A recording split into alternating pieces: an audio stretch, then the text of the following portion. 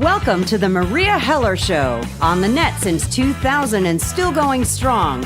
If you feel like you're not getting the real news, if you feel like you're not connected spiritually, you have found your home.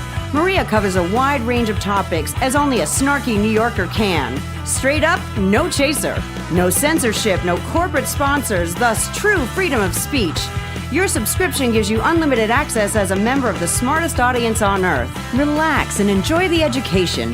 Now here's Meria. Good morning, world. Meria here, alive and kicking. Welcome to the show. Today is the last day of April, which is the last day of Child Abuse Prevention Month and Sexual Assault Awareness Month. And I'm very happy to have a very special guest with me. He's very impressive. His name is Leon R. Jr. He is a survivor and then grew up and became an advocate and a motivational speaker for children and adults that have suffered abuse. Today we're going to be talking from his book, Broken, The Survival Instincts of a Child. And I'll tell you what, this was quite a book to read. So I'm very happy to have Leon with me. Good morning, Leon. Good morning, Maria. How are you today? I'm doing okay. You know, this is a subject that doesn't get enough attention. We have children being abused, from sea to shining sea in this country. We've got children in cages. We've got children, drugged out. And in the town I live in, so many of my friends who are grandparents are raising their grandchildren because their children are in jail for drug abuse and worse. That's right. Yeah, it's sad. Children in cages, children being abused, all of that is horrible. I know, it's disgusting. But the other thing that I know you touch on in your teaching is when you look at, I was thinking about this before the show this morning, and it brought up even more memories for me about how many prominent men in our society have been accused of sexual assault. I mean, all the way from to the top to the bottom. And when I was and then when I was rereading, when I was rereading your press release this morning, I thought about it. And myself, I was sexually abused as a child, and by a family member, not my immediate family, but a cousin. And then I thought even further, my sister, when she was about 16, was walking through Brooklyn and she got attacked by a rapist. And she, luckily for her, even though it was an all-white neighborhood, it was a good section of Brooklyn, the only person that stopped and saved her was a black postman.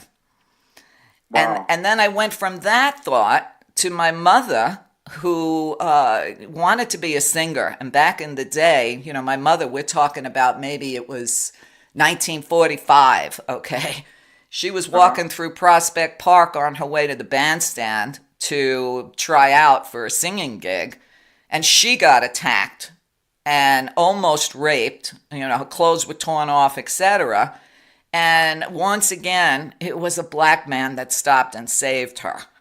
And the only reason I'm saying that is when you look at the prison population in this country and you look at the racism in this country today, if it wasn't for these people, who knows what would have happened to my mother, my sister, and myself. Every time I got stuck on a highway or with a car, it was always a black person that stopped and helped me. So when people say to me, Maria, you're a self-loathing white person. No, I'm not. Okay? I wasn't raised that way. You understand. It would be nice to hear those stories more often, but it's the stories we do hear is the other way around. Where black men are raping white women or beating up white guys. You never hear the good stories. Well, to this week, some of the stories that went viral online, I don't know if you saw them or not, but one of the big ones was this, I think he was either 26 or 36, I can't remember, I think 26, a white bus driver who raped this 14-year-old girl, and all he got was probation. That's just thick. How could they reduce it to such a, minimum, punishment? That's why people turn around and do the same thing over and over again. Exactly. But, when people say that white privilege doesn't exist in this country, they're not paying attention. Well, they know that it does. They just don't want to. They just don't want to know that it could possibly stop one day. Right, right. But this morning I saw another disturbing thing. And this is probably why I get banned on on social media so often. But I posted this other meme: a 15-year-old honor roll student with no prior record steals sneakers. Of course, he's black. Tried as an adult and he got 5 years in prison for a pair of sneakers. And then in the same meme, a wealthy 79-year-old white man raped a 5-year-old girl and he got 90 days house arrest. It just doesn't add up. They're going to pay eventually, but it doesn't add up. The first line of defense is not doing their job when it comes to that stuff. It's just crazy. Well, then you go to, the fact that I've said for, my whole life that, we only have a system of injustice in this country. And when you look at what, money talks and bullshit walks is what I was taught when I was a kid.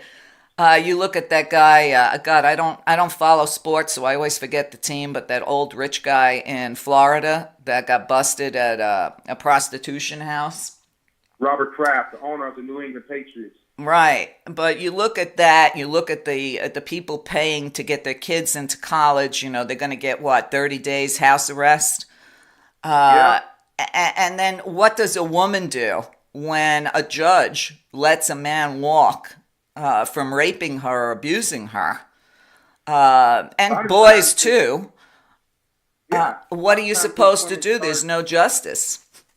There's no justice. A lot of times those women they become serial killers, like the movie Monster. She was raped at 14, and then she became a prostitute. She started killing the guys who were paying for prostitutes. Yeah, that was a very, very disturbing movie. It was very hard to me believe that was Charlene Theron.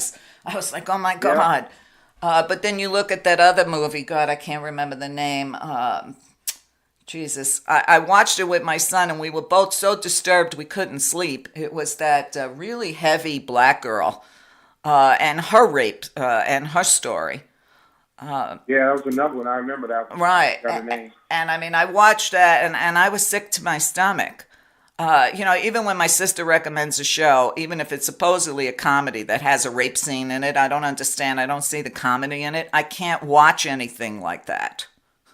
No, it's hard. It's hard to watch stuff like that. It really is, because we know that it happens. We know that it's true. And then to see it happening and then see people turn their head when it happens, because I believe her mother had something to do with that. Then a lot of young ladies, I know a few young ladies that were raped by like stepfathers and fathers, and the mothers knew. I made a post about that, and people act like this stuff doesn't happen. I'm like, it does happen, Well, the sad thing is a lot of times you find the mother turns a blind eye for whatever reason. Yep. Either she doesn't want to believe it, or she needs the man around to pay her bills, or whatever the situation is, or she's being molested herself. But, right. When I talk to some of the survivors, some of these kids, they may have been, severely beaten and raped by their natural fathers while their mother did nothing. And then what they do is they make their mother a saint in their mind. And I remind them that your mother was no saint. She turned a blind eye. Her job was to protect you. That's right. So it's hard, when you're a kid, you still want to love both your parents. You still want love from both your parents. But how do you come to a place where you can coexist and get your needs met if this is happening? It's tough. It is really, really hard, but somebody has to stop the cycle, and that's where you got to draw the line. But people just let it go forward. I mean, a lot of women they say hurt people, but a lot of women have been hurt, and they just they give up, they quit. Right. And they don't break the cycle. Well, somebody has to do it. I mean, because you wrote your book, it's not like your life now truly is an open book. I do want to tell my listeners a little bit about what you experienced, and I'm sure you could always add to it. You were molested 3 times since you were 6 years old. You were addicted to pornography by 9 years old. You witnessed extremely violent fights in your family since you were born.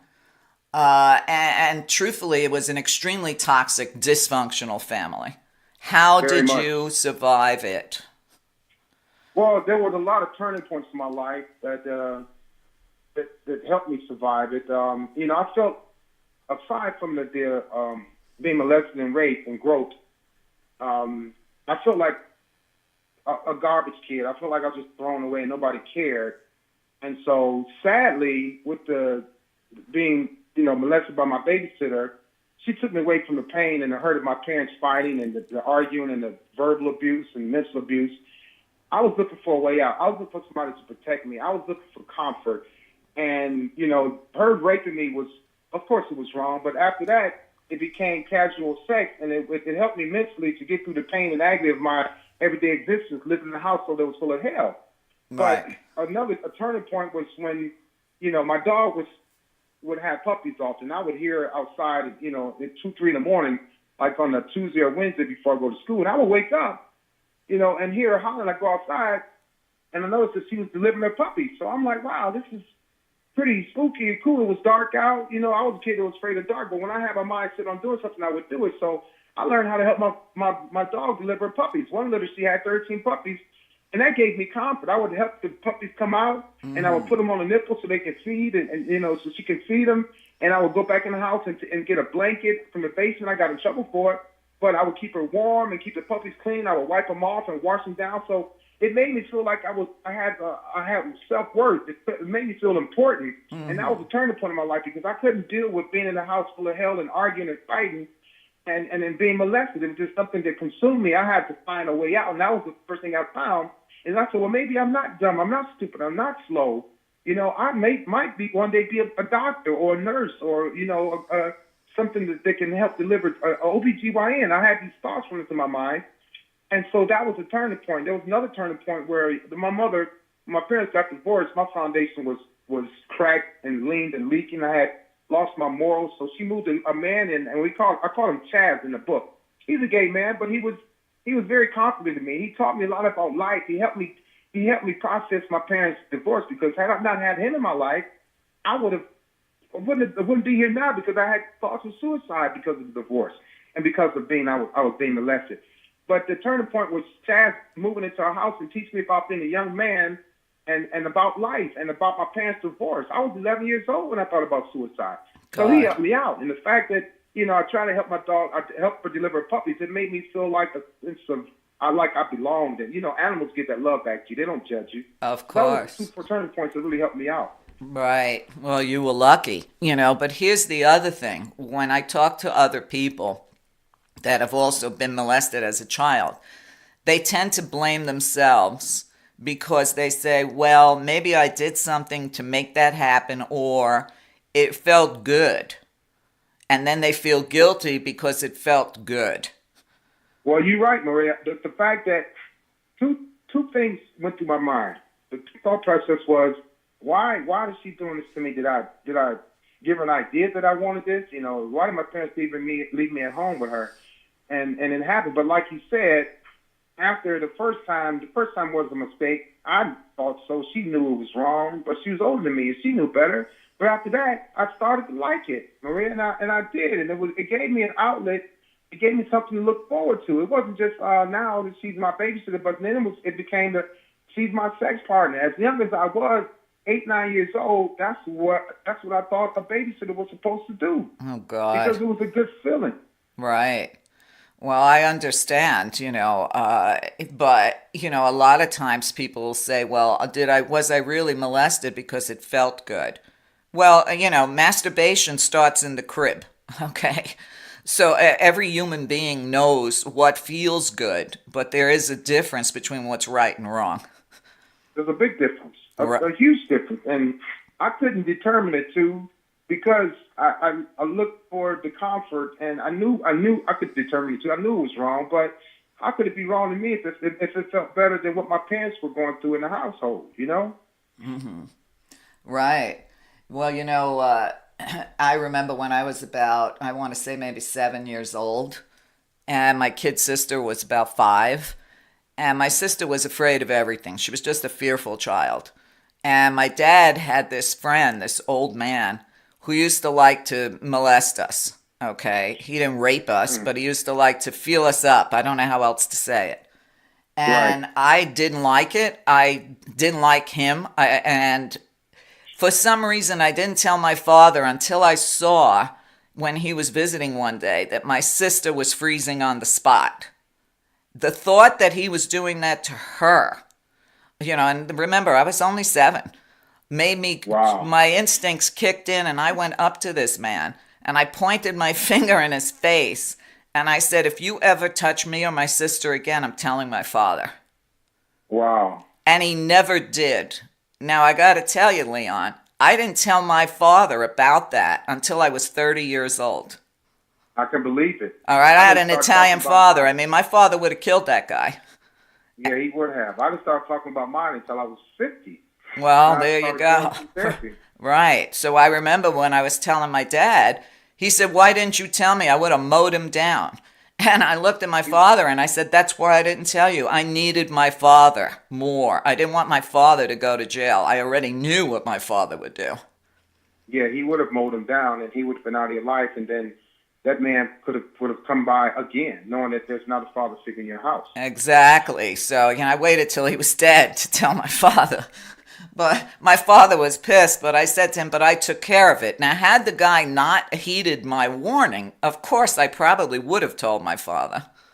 Yeah, you gave him a chance. But, it wasn't just about protecting me, but it was also that fear I saw on my kid sister's face. Right, big time. Yeah, she froze. Right, and everybody's going to react to something, in the moment. You don't know how you're going to react until it happens to you. That's right. You have no idea. And in my case, I was shocked. I was like your sister. I was froze. But after that, like I say, sadly, Meria, I started to like it. And it was comforting to me. It was soothing to me. And it was actually fun. And that's not the right way to think about it, but that's the honest to God truth. Well, of course. I mean, listen, we're animals. We're basically animals, okay? And humans have forgotten we're part of the animal kingdom on this earth. I think sometimes we're the dumbest animals. But those are natural physical reactions. You don't know as a kid that this is not acceptable. I mean, Right. when you have cardinals with the Catholic Church saying that they didn't know having sex with children was against the law. I mean, it's pretty disgusting what's going on. Disgusting, and it happens often. It just keeps happening. And even when you see these guys do it, and how embarrassed they look on TV, and how they embarrass the congregation, their family, and they go to jail. You would think that would be enough to stop people from doing it, but it's not enough. No, it isn't. And then they come out and they get their parish back. That's even more crazy. They sure do. So, what today, people need to re-examine what the word Christian means to them. Because this is, to me, assaulting a child, to me is like stealing that child's soul. That's one of the most unforgivable crimes. You take their soul, you take their innocence, and you take their virginity all in one. It could be at one time. Mm-hmm. And that kid winds up being unhealthy mentally, bitter, angry. They become disrespectful, and they sometimes, and more times than not, they start doing the same thing that was done to them later on in life. That's why you have these serial killers and serial rapists. Well, it's because it's all they know. Right, it's all they know. So to them, that's normal. It's normal. Right, and I mean, I've worked with a lot of people, where you literally have to learn how to break the pattern in your family, and they've done it. And it's still, you still have to learn. Yeah, exactly. But through all the hell that you went through, I do want my listeners to know, Leon went through hell in his life. If you read the book Broken, you'll understand the hell he went through. But you turned your life around. And you are a 32-year decorated Navy veteran with more than 11 deployments to the Persian Gulf. You've been a Navy instructor, recruiter, company commander. I mean, you literally did win a lot of awards, accolades, and now you're giving back. I mean, this is a success story, no matter what. Thank you. Yeah, I am giving back, Meria. I mean, it's in my heart to do it. I never wanted to write a book, but a friend heard my story and we were talking. He wanted to interview me to help him out with some young kids. And he said, hey, can I talk to you? I'm like, sure, can we talk? And after about 5 minutes, he said, man, that's a lot. Are you okay? I said, yeah. And he said 7 words to me. He said, why don't you just write a book? I never wanted to write a book, Meria. I never wanted to put myself out there like that. But Right. I did a little bit throughout the Navy as a leader, and I would tell people a little bit about my story just to inspire them and get them back on track to help them out and let them know, hey, you can recover because I did. Right. So that's how it all started. Right. Well, a lot of people think that they're alone in this, that they're the only one it happens to, which is a reason for any support group on any level, whether it's AA, NA, whatever. Everybody needs a support group because you're not alone in this. That's right. Not alone at all, and that's what people think, that they become embarrassed to tell a story or to talk to somebody about it because they think they're by themselves. But it's a lot of people that have gone through what I've gone through, yet I just chose to tell my story. I'm not afraid to tell my story because I'm not living that life anymore, and I want to help other people live their life and get through these mental obstacles that they have. Exactly. Well, writing your book, somebody's going to pick it up and they're going to identify with it. They're going to say, oh, it wasn't just me. So it takes a lot of courage to do what you do, but it's also really giving from your soul, not even just your heart, to be able to expose what you expose in your work. And I want you to know, I remembered the name of that movie while we were talking. It was Precious. Precious, that's it. That's exactly what it is, yeah. I mean, that was one of the hardest films I ever watched as a woman. It was tough. It was tough to watch her mother say the things to her, and it was horrible. I'm like, my son and I were both crying watching it. It was one of those movies where you want to hug your children after you see it. Yeah, it's a very disturbing book, but you know what? It's what happens in life. It's true stuff, and people avoid it, and it still happens. Even with as disturbing as that book was, it still goes on. Probably that day or shortly after, it happened to another young lady. Right. Well, one of the other things you talk about in your book, and it's something that I've talked to people about, and they've also shared it with me. When you're sexually abused as a child, even if you go for counseling, and a lot of them do, when they get into a sexual relationship or they're married, they get flashbacks, and it ruins them having a healthy sexual relationship with their partner. I mean, some of them, some of them tell me they actually can curl up into a fetal position for hours. Yeah, it comes back mentally. You have triggers, whether it's your husband touching you or your wife touching you. It could feel the way that the perpetrator touched you. It could be the way the perpetrator looked at you. It could be the room that you're in. It could be a certain smell of cologne. It could be a word. It could be his or her voice. They're all triggers that will make you go back into that child that was molested. Mm-hmm. I went through that. Right. So how do you get past it? What do you do? Well, so what I did was first I had to identify it. I had to tell myself, this did happen and it was wrong. And I told myself, if you don't fix this, you could possibly carry this forward and do it to other people, which I didn't want to touch anybody like that inappropriately. I didn't want to rape anybody. I didn't want to molest anybody. I knew that was wrong. So I said, for me to start thinking these things that were done to me, I had to first take myself away from the environment, the product I was thinking about, which was the porn. I just stopped watching. I was addicted to that. I had to break the cycle myself. I didn't have an adult to break the cycle for me. I didn't have nobody holding my hand. I wanted to be somebody better in life, and I don't want to hurt anybody. I was already hurt, and I knew how I felt to hurt a little child. And I knew it as I got older. I'm like, this stuff is still inside me. I don't want to see anybody else go through this. So I had to delve into. Luckily, I got into the military, which was very, very good for me. It was an integral part of my life. It turned me around. Mm-hmm. And so, but the military has its demons as well, and it's got a way of making you relive what you did you went through your childhood, whether it be alcohol, porn, women, sex. So I was still surrounded by those things, but I had to make myself stronger. I could have succumbed to the devil at any moment. I didn't want to do that, though. I'm not a Bible thumper or anything like that. I'm not biblical, but I'm spiritual, and I believe that, I believe in God.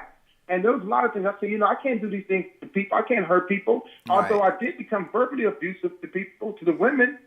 I became mentally abusive to women, but that's as far as it's gotten. But I used to think that at least I'm not hitting them. I'm talking to them bad, but I'm not hitting them. But that verbal abuse was just as bad. Right. So there was some things, some traits I carried forward aside from, me being raped and molested.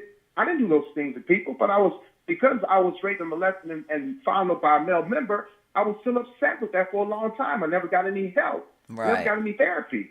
So I wanted, being in the military, I didn't want to go in there and embarrass myself and embarrass my family.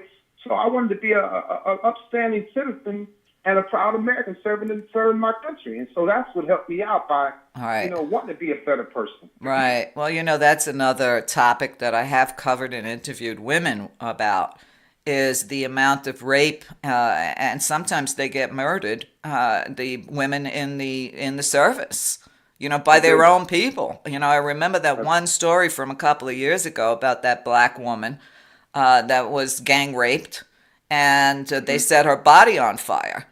Yeah. And her family still hasn't gotten any justice out of that. Horrible. So, it's just it's a situation that seems to be so pervasive.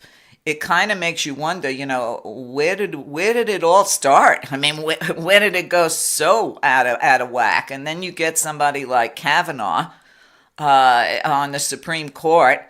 I believed Dr. Christie. Her story was, if you're a woman, her story's very believable because I don't know very few women that I know that haven't been molested in one way or another. Right. So if there's no justice, like this rape I talked to you about earlier in the show, what's a woman to do?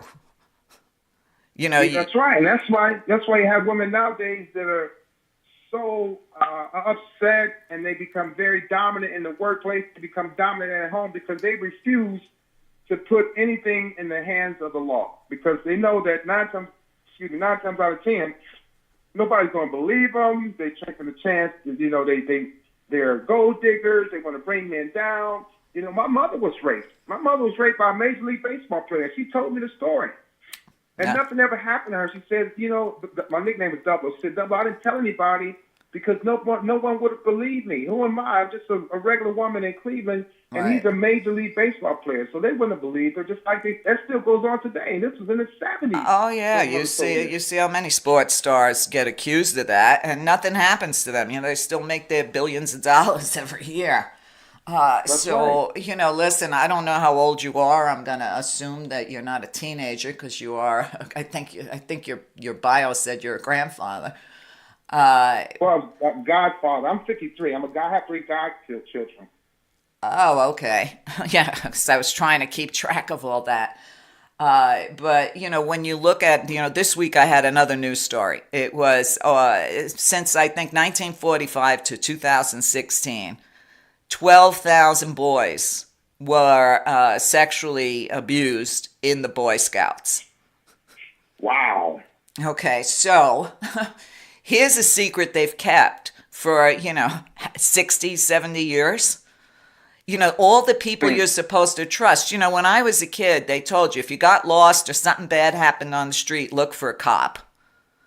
And in those days, the cop would actually help you. Today, that would be the last thing I would do. Because how many cops get busted for raping women or propositioning women instead of arresting them? Or even beating people. And they say 90% of the people that are perpetrators of rape or molestation are people that you know and or trust. 80% of the cases won't even be reported. Mm-hmm. Oh, well, look at how many people are supposed to trust their priest. Okay. There you go. And you're putting your kid in the Boy Scouts. You think the Boy Scouts, we buy the hype, but 12,000 kids were molested. So, people think it's not just women. Boys get raped too. That's right. They do. But then a lot of boys, we're so masculine and macho, we don't talk about it. It's like we're embarrassed to say, hey, why did you say that girl raped you? What's wrong with you, man? That was pretty cool.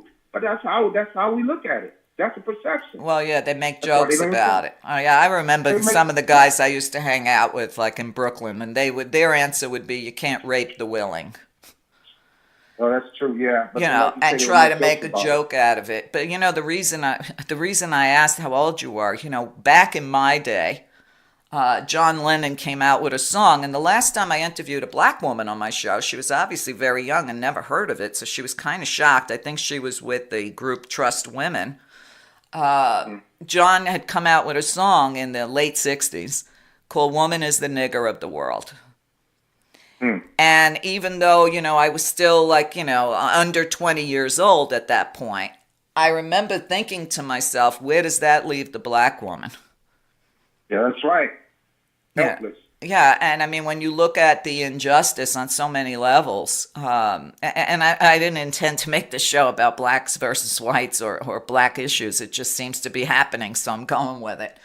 But when you look at, even prison sentences, the one story that really pisses me off that's going on now is these white women who brought their kids into college. And listen, Felicity Huffman's one of my favorite actresses, but I'm so disappointed in her.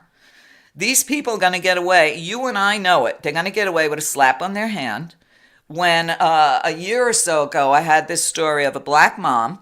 I forget what city it was in, but she chose to lie and put her kid in a better school district because the district she lived in had shit schools. Okay, a lot of people do that. That woman is serving 5 years in jail for that. Wow, that's horrible. Unfair. I know. So if she gets 5 years for that, for putting her kid in the wrong district school, these people are going to walk away. The millionaires, whether they're black, white, or indifferent, okay? If you've got money, there's a different set of laws in this country. It's a different set of laws if you got money, you're right. And I truly believe that this is not an isolated incident. It's been going on for a long time. I don't know why or how this got reported, but it's not the first time. No, of course not. It's just really sickening. Now, I was reading in your bio that you also became a youth football coach.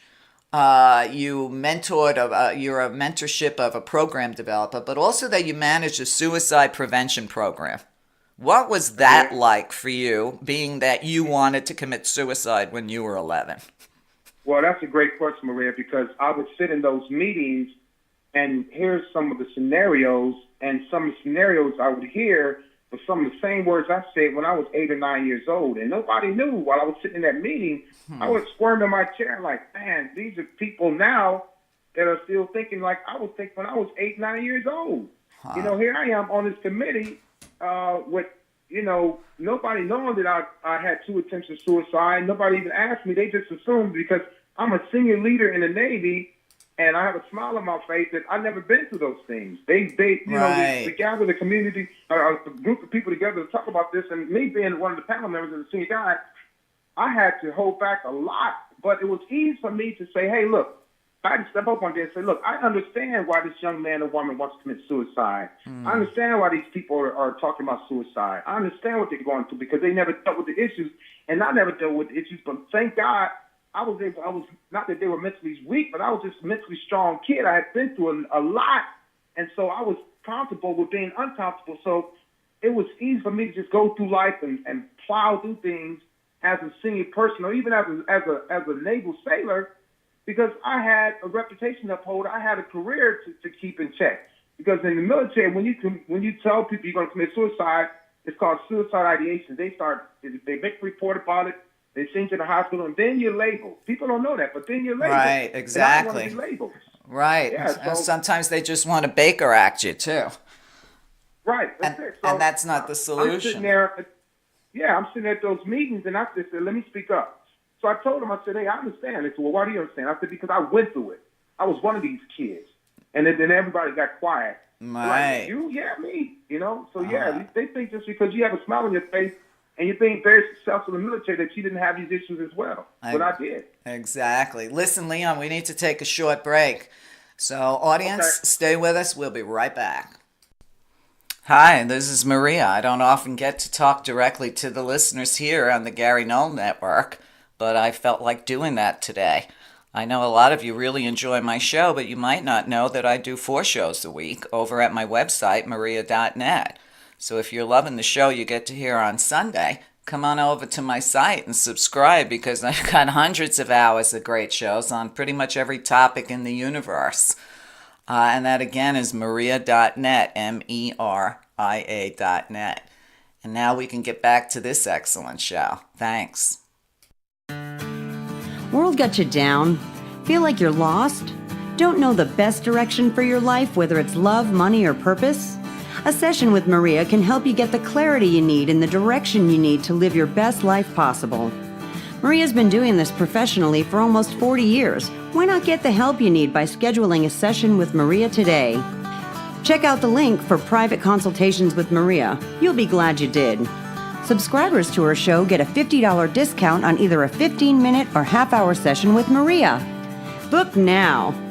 Now, back to the show.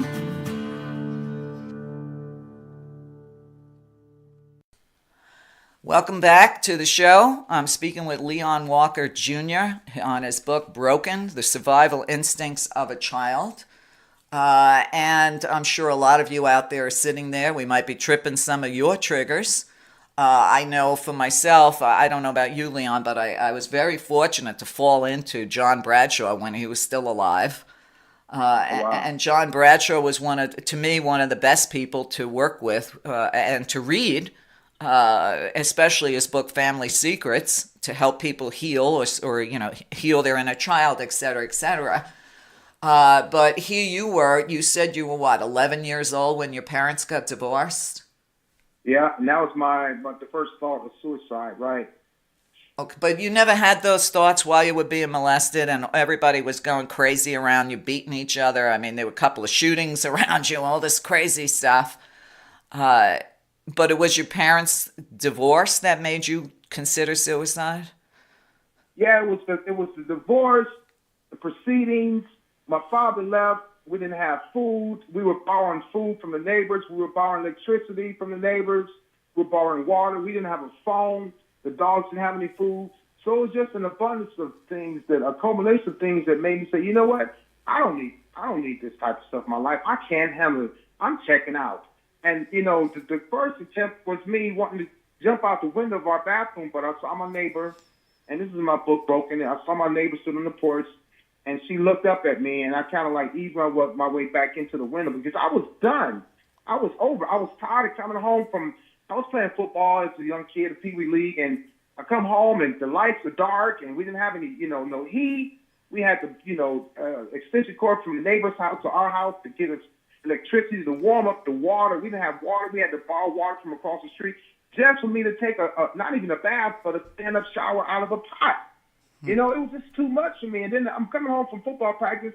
Not only am I dirty, but I got to go to school the next day. I'm hungry, and I got tired of talking to my siblings in the dark. It was just too much. And I didn't think my father was ever coming back. I didn't know where he was. He moved on the other side of town, and I just didn't want to live there anymore. I just didn't want to be around. I just didn't want to stay anymore. I didn't want to wallow in that pain. I had no outlet aside from texting my babysitter. That's my only outlet. But when she left and we stopped, I had more time to concentrate on the bad things in my house. And so I was just tired of it.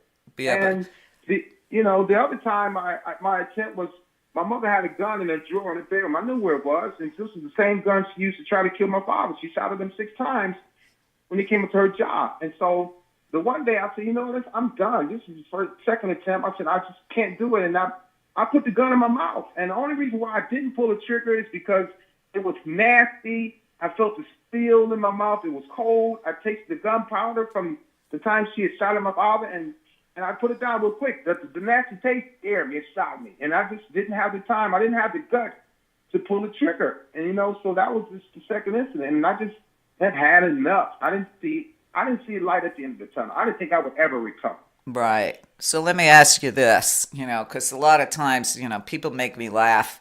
They have their own interpretation of who Meria Heller is, and they think that, I was born and raised, just the way I am. My life is what it is this minute. But they have no idea that all the things that I survived, all the things I experienced, made me who I am. Right. That happened to you too.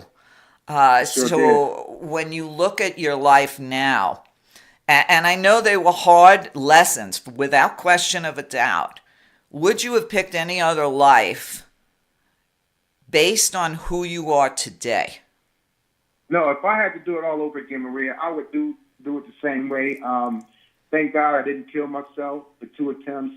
It made me a very mentally strong young man. It made me very resilient.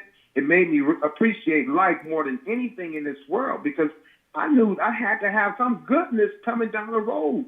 There's no way a child should have to go through so much, from 5 years old to first grade up into sixth grade and not have a good life later on. So I knew, I said, no, it can't be like this for the rest of my life. Yeah, if but I get on track, Lord, I'm staying on track. Right. So I knew that one day it would change. It was just overbearing, and I just know that I couldn't live like this for the rest of my life. There had to be something good coming out of it. Right. Well, you worked hard. You worked hard to make a change. But what was interesting is towards the end of your book, you basically show that you really love your parents. And to be able to turn around and love people that provided such a horrific world for you to live in takes a lot. But it also takes a lot of maturity, and I try to tell this to people all the time. The people that treat you the worst are usually your best teachers. And, I had a very abusive relationship, but I was very lucky that it was my first relationship, and it was abusive in every which way, Leon. It took me about 25 years in order for me to realize that he was one of my best teachers. Because had I not gotten something like that right out of the gate, who knows what kind of crap I would have taken the rest of my life. Yeah, and who knows if you would have been able to handle it too. So that's what made me, it was kind of like weird that when people would talk to me about their life, I'm like not kind of blow them off, but I'm like, okay, well, here's mine. They're like, wow. So I try to make them think that, your life is bad, but there's other people's life, people out here that have a life much worse than yours. I wasn't taking anything away from them, but in the way I was comparing, I'm like, mine was worse than yours, so what's your excuse for wanting to give up in life? Don't ever give up. That was the parallel I tried to give them. Well, Lord knows you didn't give up. I mean, that one test you had to take to get where you were going, I'm trying to look for what that was. That was your Armed Services Vocational Aptitude and Battery Test. You took that 5 times.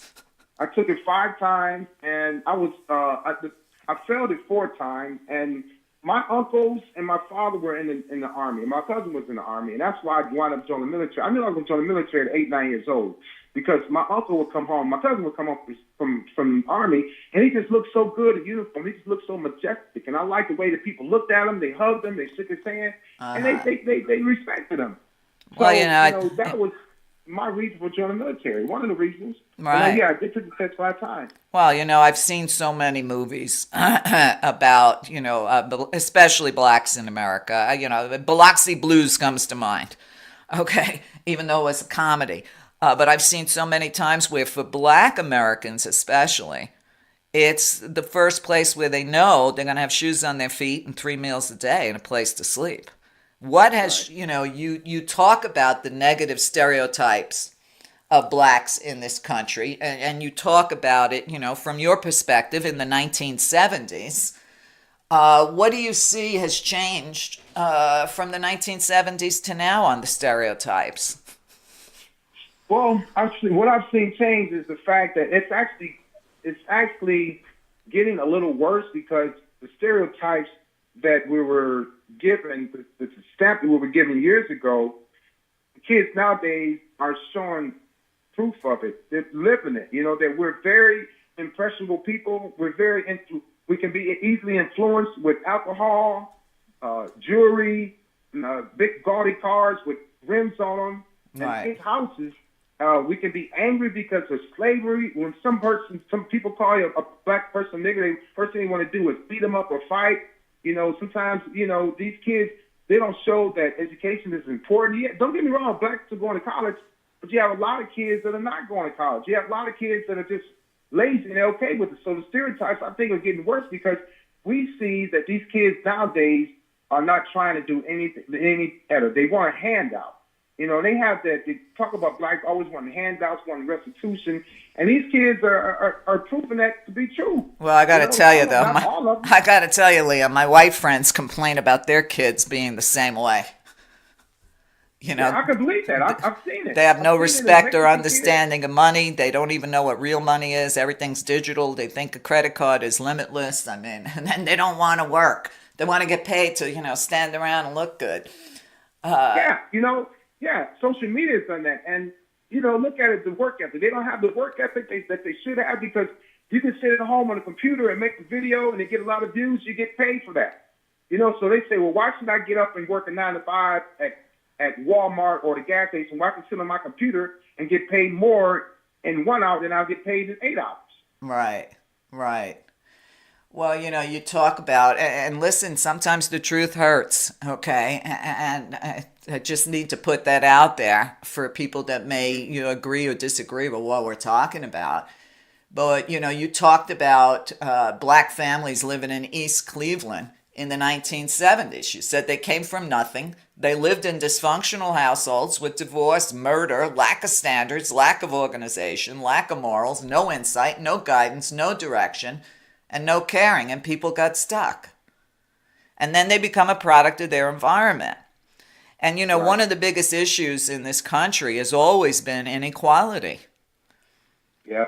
And then when you look at, the prison system, it's just another form of black slavery. You look at the inordinate amount of black people in jail from just the few stories I told in the beginning of this show.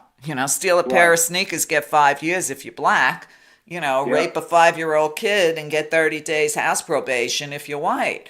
And that may hurt some people's feelings, but it's just the truth. I've been covering this stuff for decades. So, when I look at, people like that, and in my town we have a lot of poor people too, and poor whites. And I look at them and they have so many children, and you could see the parents are of low intelligence. I can just tell. And I look at those babies, and in my mind I say they're born against it and there's no way out for them. It's not like in my day, in the 1950s, where you had the American dream in front of you. You could dig your way out of a ghetto, which I did. But that's not available anymore. No, it's not available, Maria, but I will tell you this. You can make them available. I truly believe that. Not because I joined the military, but I have a nice life now. I have a nice life. It's my entire time in the military. That's why sometimes it's hard for me to listen to these black people, my black people, and say, you know what, I feel bad for you. Which I'm not going to say I don't, but I'm like, look, I had a chance. I had an opportunity, the same opportunity that you had. And some of these people that are complaining, they've never been raped or molested or followed. They never come from a dysfunctional household. They didn't lose their home. They weren't homeless. They weren't headed to a foster care. They didn't see their mother get her face bashed in or her teeth knocked out. But I made a way. I could be just like these people sitting home on the couch on welfare, wanting food stamps and restitution. But I chose not to do that. I had serious work ethic embedded in me. Serious work ethic and morals. Although my foundation, my moral foundation, my moral clock was off. It was broken and cracked as a child, but I got back on track. I recovered. Well, you were... I was able to go into the military. Right, but you were also obviously a very strong soul to be able to survive what you went through. I was. You got to think about how many, God knows how many hundreds of thousands don't survive. I'm sure you heard, quite the stories from that suicide program that you were working.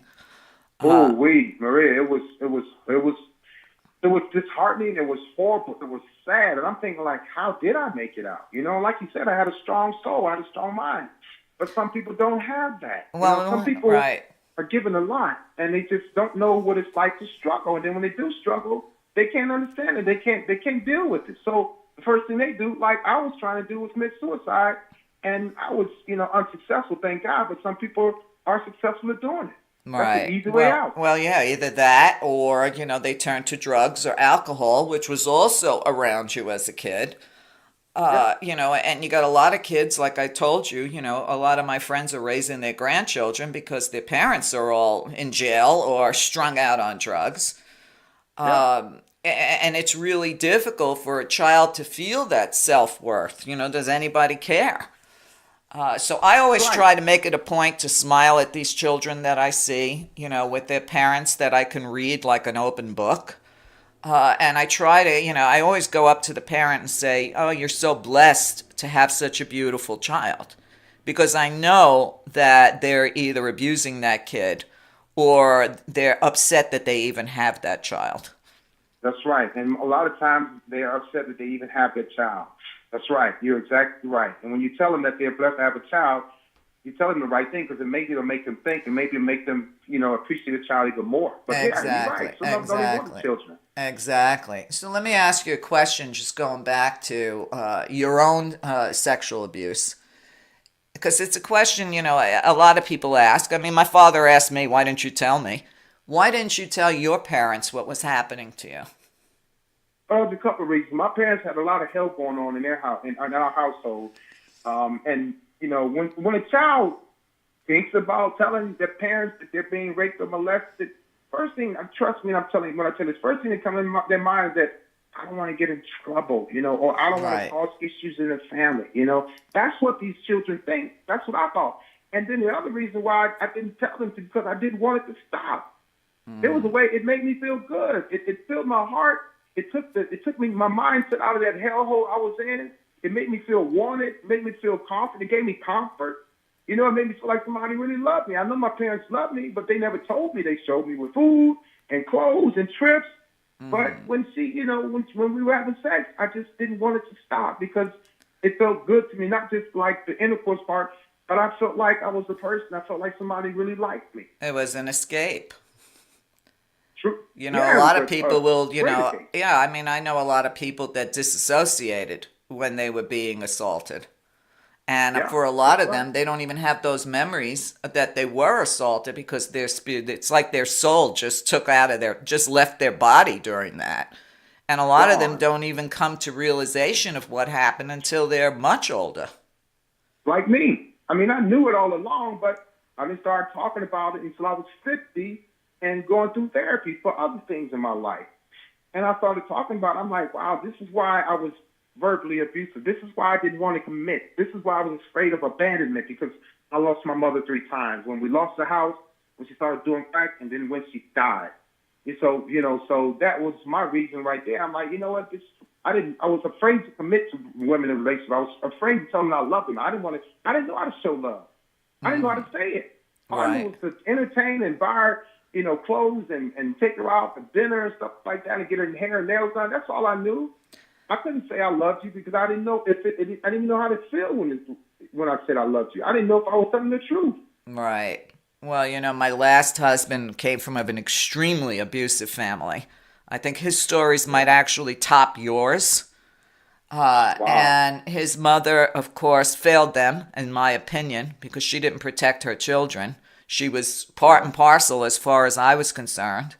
And I remember one day when she came to visit, which I've never left my children alone with her. My son was maybe about 5 years old, and he was cute as shit. He still is. And I'm all kissing him up, Listen, Italian women, I kissed his face so much, it was a wonder that he still had skin on it. And she was sitting there, and she watched that, and she said to me, I never kissed my kids like that. And I looked at her, and I said, yeah, I know. Because I could see how that affected my husband and his lack of being able to be affectionate to somebody that was emotionally absent to our own children. Emotionally absent, yeah, it can't be affectionate. And I was one of those guys, one of those kids. I was one of those young men. I was one of those adults. Right. So I mean, it affects people in ways that they don't even realize. And some people never deal with their issues. And some will wake up and will make that brave trip to get some help. So, we only have a couple of minutes left. If you were talking right now to your younger self, which I'm sure you meet on a daily basis, people like yourself that went through it, what advice would you give them? Well, first of all, I would give them, if there's anything that ever happened to you as a child, if you're touched, if you're raped, molested, do not hold it in because you're gonna need help with that. You're gonna have to process it, and if not, you're gonna start doing that to other people. Fortunately, I didn't do that to other people, but there's ways that you affect and harm other people based on what happened to you. Which was I become verbally abusive. I became mentally abusive. I became overly aggressive. I was angry. I didn't like to be in relationships. I didn't want to be held. I didn't want to be hugged. I didn't want to be loved. So I would tell you to get help and talk. If you got to talk to the principal, the police officer, firefighter, You have to tell somebody because they're going to find help for you. You have to get help. And another thing I highly recommend to these young men and women out here is, don't believe the negative things that people are telling you. When people told me I was dumb, stupid, and slow, I believed it. And so I started acting dumb, stupid, and slow. I didn't want to pay attention in school. I didn't want to go to school because I didn't think I had the ability to learn. Right. It all changed to me when I started telling myself positive things. Even if it's something you think that maybe, you cannot possibly do, just tell yourself and try. You'd be surprised what you can do. And once you do something that you thought that was extreme or unreachable and you do it, that builds your self-confidence. That builds your self-esteem. So stop believing the negative things that people are telling you. I don't care who it is. Right. Don't listen to it. Tell yourself positive things and believe those positive things and make sure you have a relationship with God. That's very important. I'm not biblical. I don't even go to church, but I have a great relationship with God, and that's who I believe in. That's who keeps me going. Well, and you also have come to believe in yourself. That's right, 100%. I believe in myself, and when other people see that you believe in yourself and you're willing to help them believe in themselves, you can do that. It'll work. Absolutely. So, it used to be an old song from some musical, accentuate the positive. Accentuate the positive, that's right. And, listen, I tell people all the time, if you've got people around you that don't support who you are, you need to get them out of your life. Out of your life. They're called energy vampires. They come in all shapes and sizes and ages. Absolutely. Well, Leon, I do want to thank you so much for joining me today and for writing your story because I think it's going to help a whole lot of people. I sure hope so, Meria. And that's my goal, that's my reason, and that's my purpose in life, to help other people. Well, I think you survived just to do what it is you're doing today. Yeah, I sure did. I had to be strong. I'm still strong. I'm even stronger now. Good for you. Well, thanks so much for joining me. Thank you for having me, Ray. I really appreciate it. I enjoyed the conversation. Same here. Take good care now. All right. You Bye. too. Bye-bye. Whew, that was a hard one, huh? But hey, somebody's got to say these things because this is the world we live in. And like I said, and he agrees, if you got negative people in your life, why are they there? You got to say you're either with me or against me. Anyway, thanks for listening to the show. Again, the name of his book is Broken, The Survival Instincts of a Child. And it's quite the book to read. And again, thanks for supporting the show. And I'll see you guys on Thursday. Thank you for listening and supporting the Merias Show. Tell others what you learned today. Knowledge becomes wisdom only when it's shared. Encourage others to subscribe today. www.meria.net. Often imitated, never duplicated. A world of information all in one place. www.meria.net. Always ahead of the curve. Always on your side. Get active or get radioactive. Subscribe today.